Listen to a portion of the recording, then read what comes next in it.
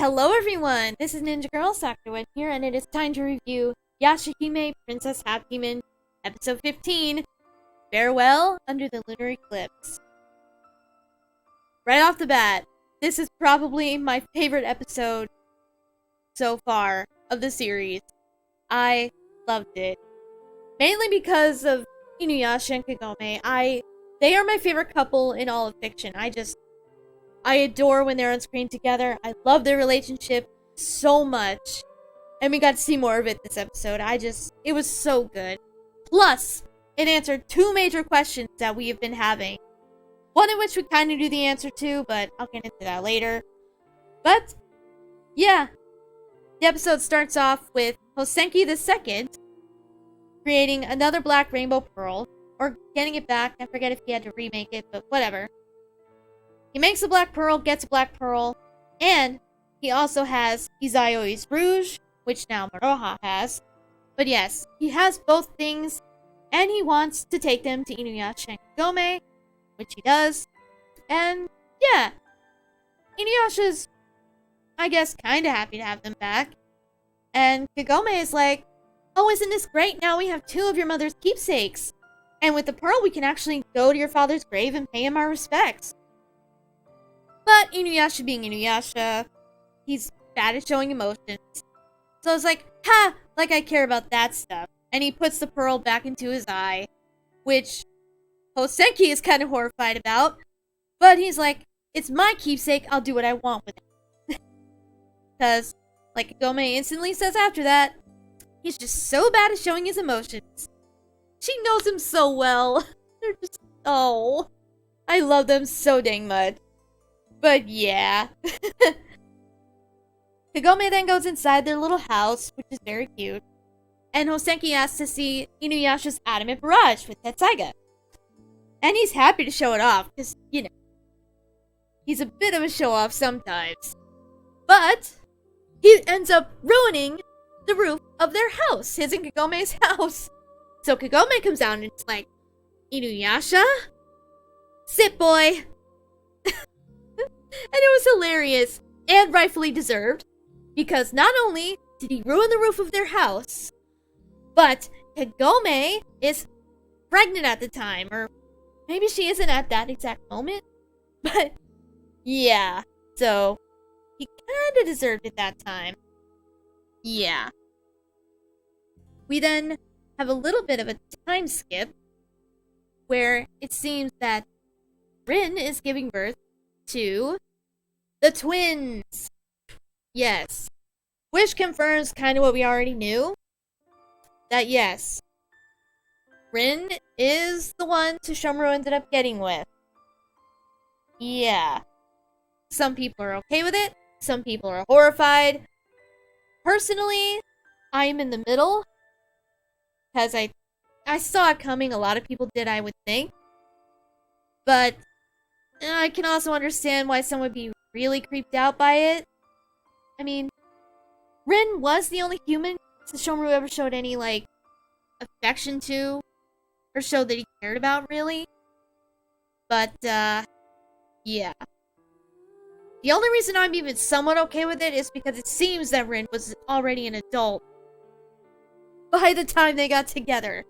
At least I hope she was. I'm hoping she was 18.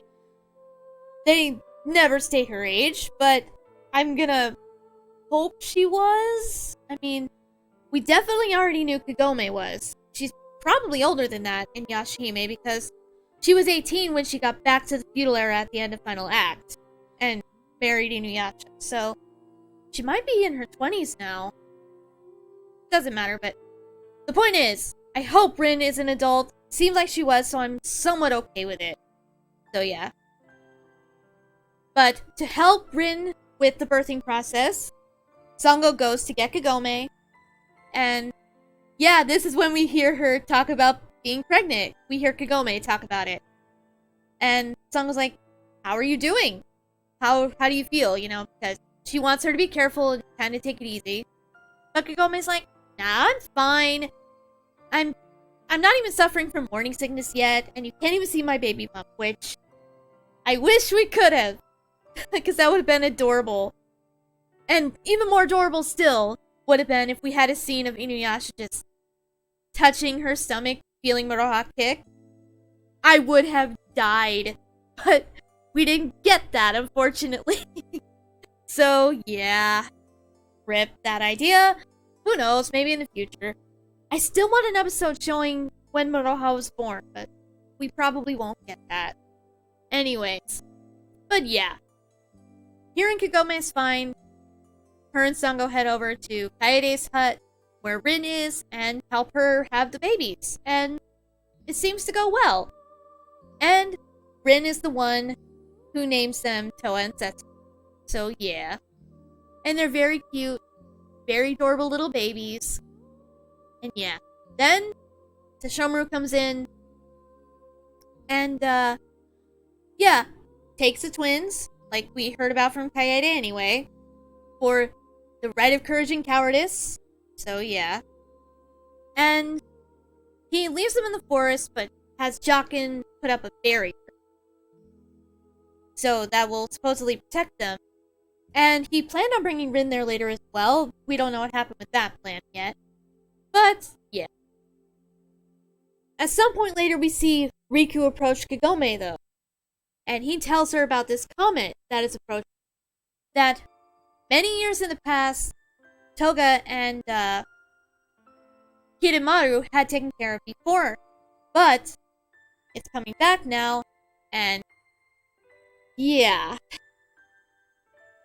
It seems that Inuyasha and Sesshomaru are going to need to team up to handle it this time.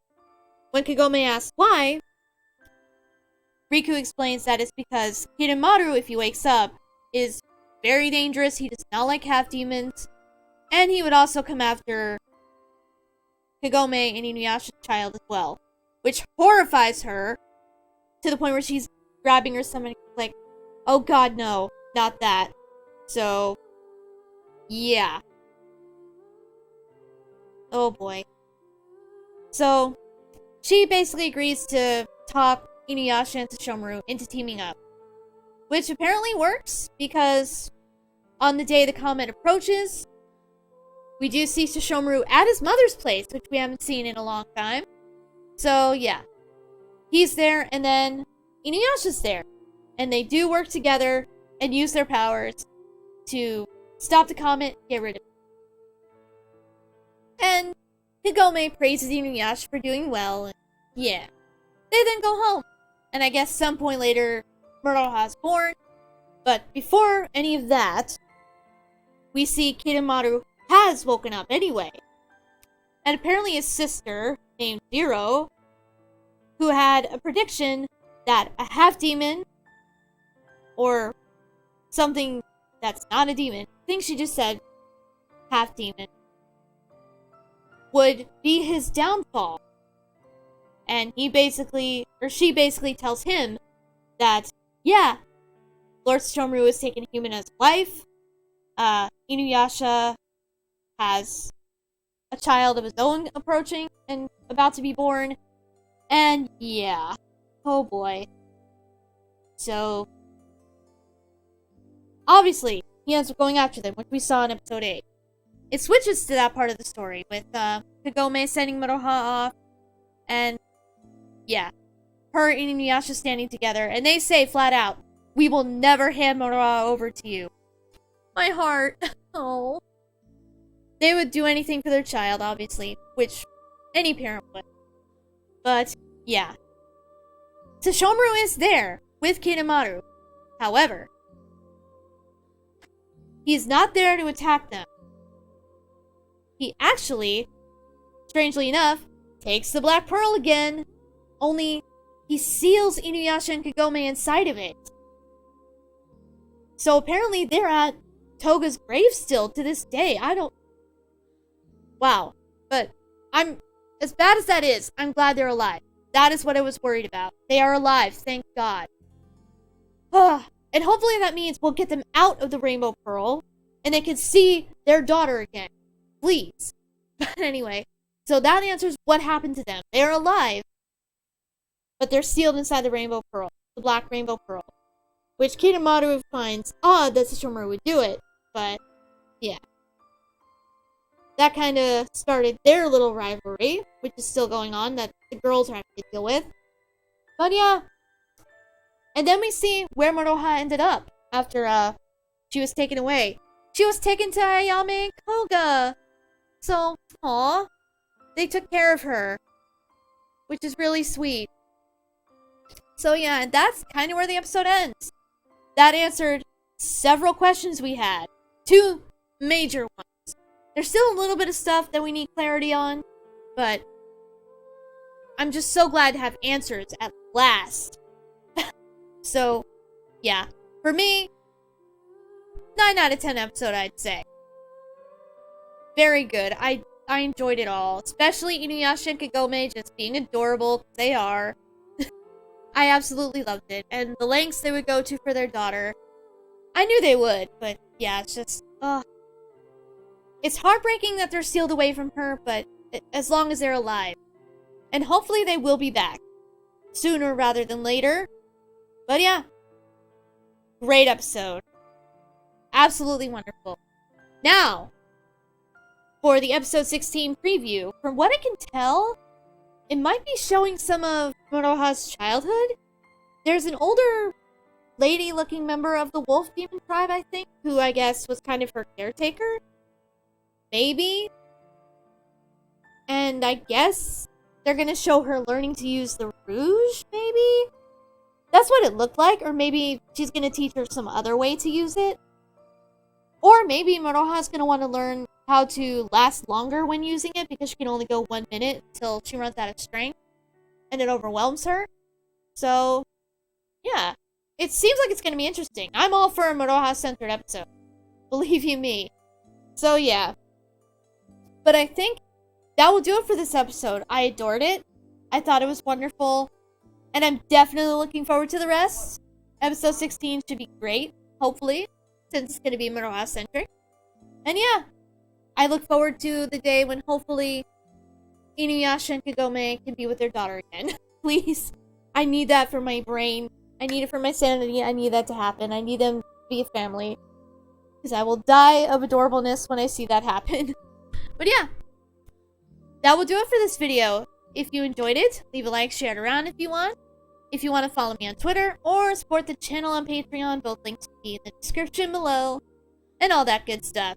And yeah, until the next episode, I will see you guys later.